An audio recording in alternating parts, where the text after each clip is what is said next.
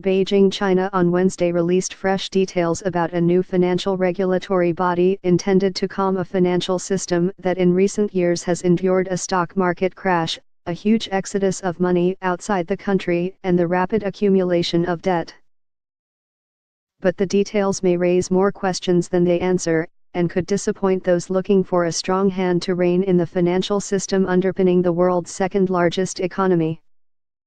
Official Chinese media reported late Wednesday that a new Financial Stability and Development Committee had held its first meeting, nearly 4 months after President Xi Jinping ordered its creation. It said the meeting was led by Ma Ke, a 71-year-old vice premier. At the meeting, Mr. Ma stressed that China's financial system should serve the real economy, according to the official Xinhua news agency, namely, making money available to businesses that need it. He also stressed financial security, the report said. The new committee's mission appears to fall short of what many in China has expected. Many had speculated that Mr. Xi might combine the country's central bank with the agencies regulating securities, banking and insurance to create a financial super-regulator. Previous problems, like a stock market crash 2 years ago, were worsened by lack of coordination among different government agencies.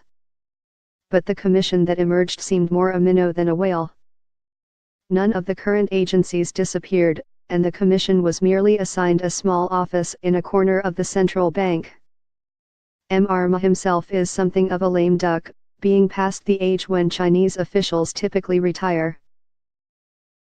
While he remains a vice premier in the Chinese government, he lost his seats on senior decision-making bodies within the Chinese Communist Party amid a broad reshuffle last month.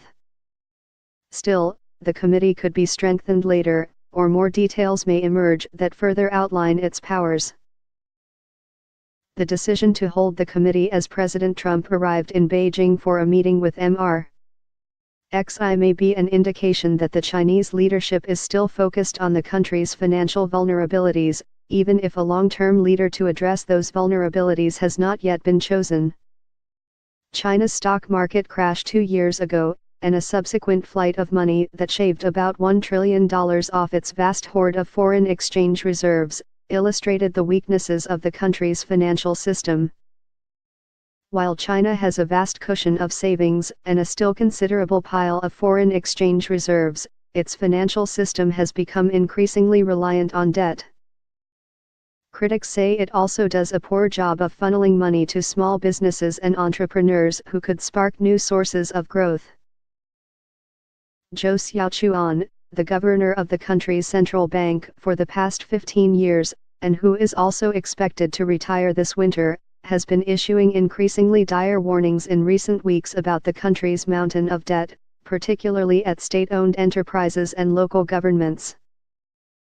In recent years, non-performing loans have risen, eroding banking capital and risk resilience. Mr.